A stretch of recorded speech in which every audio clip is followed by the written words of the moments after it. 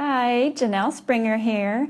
Today I wanted to share with you something that I was researching because it came up on my radar again, and it had in the past, but this week especially. So I decided to look into it a little further, and I actually had some friends helping me out this time, so I appreciate your help, and I will mention someone at the end of this video, but thousands of pubmed.gov articles have been published about the benefits of using turmeric. And I don't know if you've heard of turmeric yet, but it is typically used for aches and pains, like anti-inflammatory needs. So it has those properties, but think of it as like a natural ibuprofen that you would find in your medicine cabinet. But it goes beyond that. Research actually shows that turmeric worked better than many drugs for various conditions. And I wanted to touch on several of those conditions real quick today, just to help you see the wide range of benefits that it has for medical conditions. So the first one that came up was prevention of blood clotting. There's a lot more detail on that, but I won't go into that. I'm going to tell you where to find that. It can help. It has been shown to help with depression, anxiety, arthritis, pain. So the thing about medications for arthritis is that some of them can actually lead to leaky gut and heart disease. So, using a natural remedy instead of drugs is what I tend to lean towards. And so if you can do your research and talk to your doctor, think of ways to replace those kind of medications that are just going to lead to more problems down the line. Another turmeric benefit has been in the works. They're researching and doing a lot of studies on cancer treatment. And some of the specific cancers that they mentioned were breast cancer, bowel cancer, stomach, and skin cancer. So those particular ones were the most effective, from the most benefit from using turmeric. But I'll show you you can find that on PubMed and see the benefits that they've found in those studies.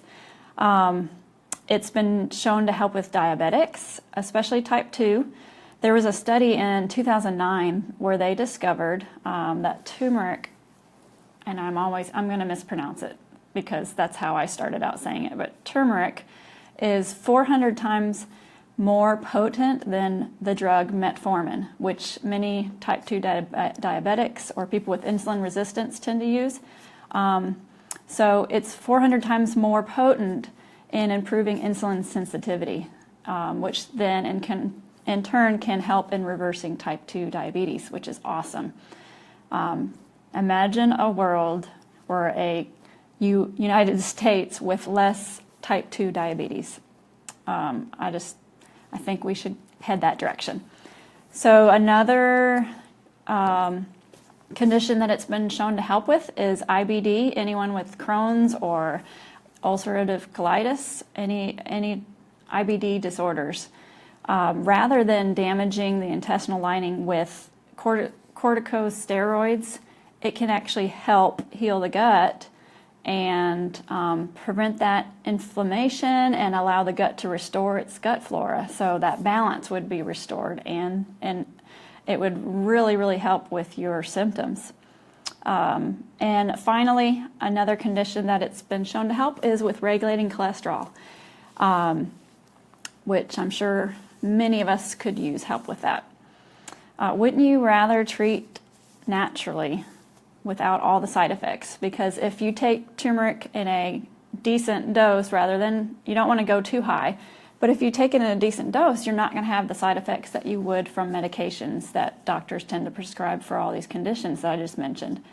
But before you start adding turmeric to your diet through spices or supplements, make sure that there aren't any interactions with the medications that you're currently on. So if you are taking something and you don't want to take the chance of going off of that, just keep that in mind that it might be too much in that combination. So talk to your doctor and do your research and make sure that it's not going to be too much in that combination.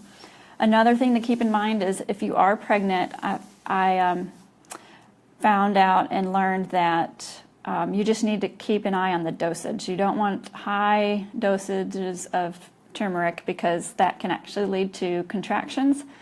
And so if you are already supplementing with that, make sure if you notice that, you need to start reducing or just take a proactive approach and reduce your amount, your daily amount.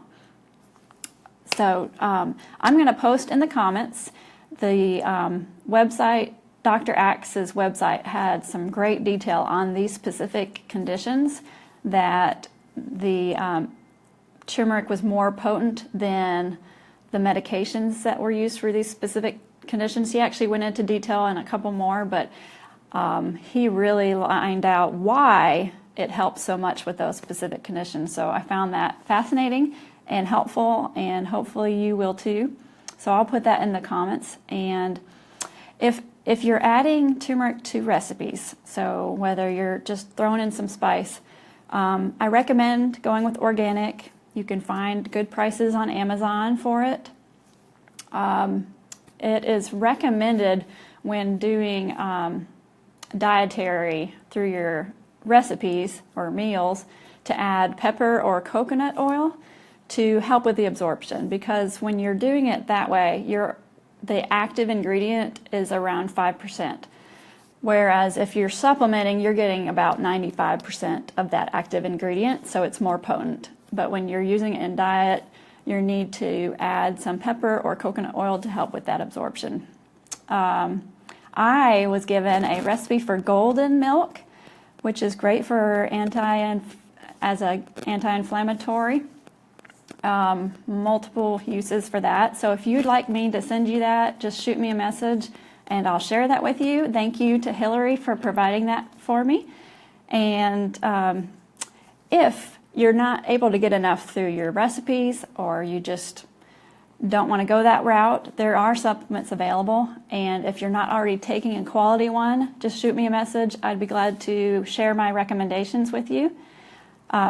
Feel free to share this video with your friends if you think it could help them with any of those conditions that I mentioned before. And I hope that you have a wonderful day.